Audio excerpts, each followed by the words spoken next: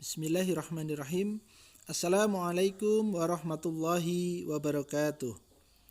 Anak-anak, pada kesempatan kali ini Pak Dwi akan mengajak kalian untuk membahas latihan penilaian akhir tahun pada buku aktivitas siswa kelas 5 semester 2. Silahkan persiapkan diri dengan baik dan simak video berikut ini.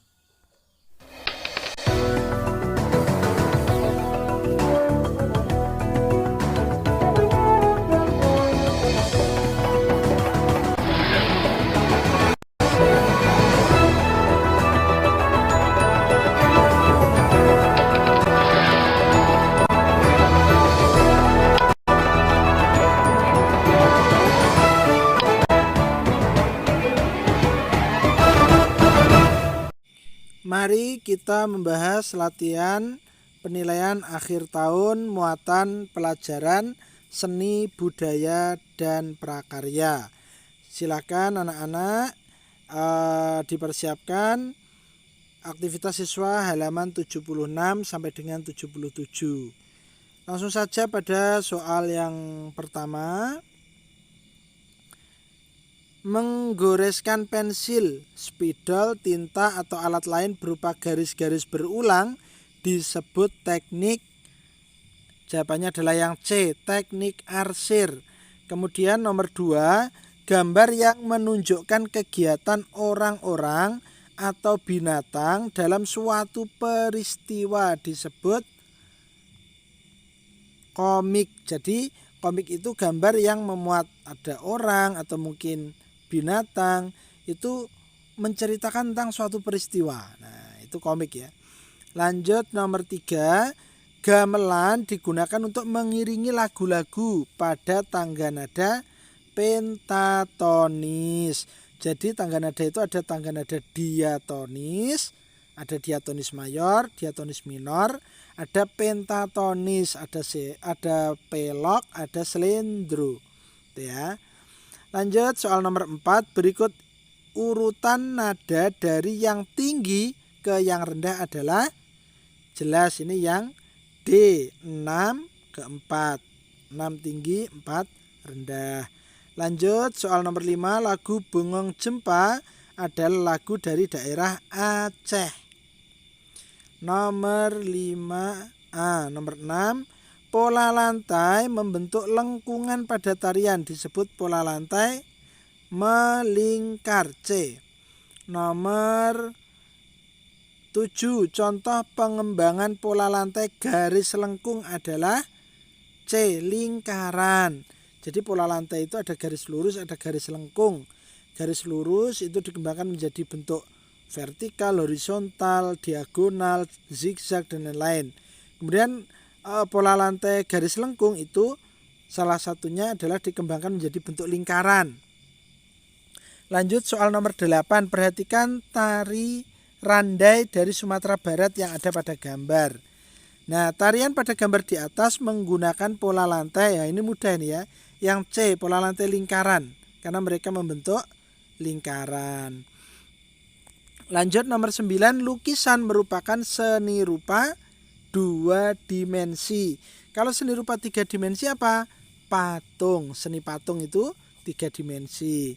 Lanjut soal nomor 10, teknik membatik yang menggunakan canting dan malam disebut teknik tulis. Jadi ada batik tulis, ada batik printing, dan lain-lain. Lah yang menggunakan canting dan malam itu adalah batik tulis. Lanjut Romawi 2 soal nomor 11. Teknik menggambar yang dibuat dengan cara menggoreskan pensil berupa garis-garis berulang disebut teknik arsir ya. Lanjut soal nomor 12. Perhatikan. Nah, di situ ada gambar.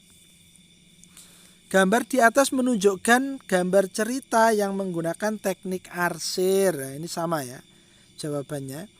Nomor 13, cerita bergambar sering disebut komik.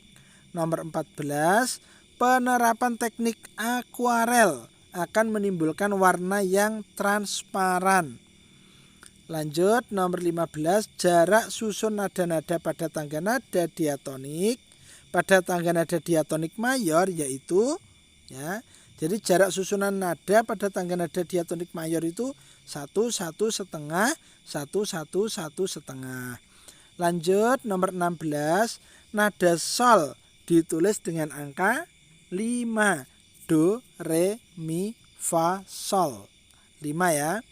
Lanjut nomor 17, lagu bernada minor memiliki nada yang terkesan sedih atau kurang semangat. Contohnya lagu syukur itu ya. Dari yakinku, teguh dan seterusnya itu. Lanjut nomor 18. Urutan tangga nada yang digunakan dalam lagu Gambang Suling adalah ji, lu, pat, mo, pi. Jadi tangga nada yang digunakan dalam lagu tersebut adalah tangga nada pentatonik slendro. Lanjut nomor 19, pola lantai yang dibentuk dengan garis lurus memberikan kesan ya, pola lantai garis lurus itu kesannya sederhana tapi kuat. Nomor 20, pakaian dan kelengkapan dalam pertunjukan tari disebut busana, kostum atau properti itu ya. Nomor 21, pola lantai yang dibentuk oleh garis menyudut ke kanan maupun ke kiri disebut pola lantai diagonal. Nomor 22, pola lantai lingkaran merupakan pengembangan dari pola lantai garis lengkung ya. Seperti yang Pak dijelaskan tadi, pola lantai garis lengkung itu dikembangkan menjadi salah satunya pola lantai lingkaran. Nomor 23, karya seni rupa daerah dipengaruhi oleh corak seni tradisionalnya. Nomor 24, kota yang terkenal dengan seni ukir adalah kota mana? Kota Jepara. Jepara terkenal dengan hasil ukirannya yang indah. Lanjut soal nomor 25. Batik di tanah air dibedakan menjadi 2, yaitu batik titik-titik dan batik titik-titik. Nah, ini adalah batik klasik. Batik klasik itu batik Surakartanan, batik Yogyakartanan itu ya. Kemudian batik pesisir. Nah. Lanjut soal nomor 26. Sebutkan 2 fungsi gambar cerita. Gambar cerita memiliki fungsi anak-anak ya. Beberapa di antara dari fungsi gambar cerita diantaranya 1, lebih mudah memahami cerita. Dengan adanya cerita disertai gambar ilustrasi, maka kita akan lebih mudah dalam memahami isi cerita. Yang kedua, lebih singkat dan cepat. Jadi tidak perlu membuat deskripsi yang terlalu panjang, cukup deskripsi cerita yang pendek saja disertai dengan gambar sudah bisa dipahami. Kemudian menambahi nilai keindahan. Kalau cerita itu hanya berupa teks saja, maka tidak terlihat indah. Tapi ketika ada teksnya, kemudian ada gambar ilustrasinya, maka cerita itu akan terkesan lebih indah. Nah, anak-anak, berikutnya lebih mudah dihayati. Dengan adanya gambar, kita akan lebih mudah menghayati isi cerita. Lanjut soal nomor 27. Urutkan notasi dari yang paling rendah ke paling tinggi. Ya, dari yang paling rendah ke paling tinggi itu ya do, re, mi, fa, sol, la, si, do. Lanjut soal nomor 28. Jelaskan kegunaan pola lantai. Kegunaan pola lantai itu 1. Untuk menata gerakan penari saat melakukan tarian. Dengan adanya pola lantai, maka gerakan penari itu akan tertata. Yang kedua, untuk membuat penari terlihat kompak. Dengan adanya pola lantai, misalnya membentuk garis lurus, maka penari akan lebih terlihat kompak. Yang ketiga, untuk membuat struktur penari saat penampilan tari. Strukturnya bisa lurus, horizontal, vertikal, diagonal, ya, melengkung, melingkar. Nah, lanjut soal nomor 29. Apa perbedaan pola lantai tari tunggal dengan tari kelompok pada tari kreasi daerah?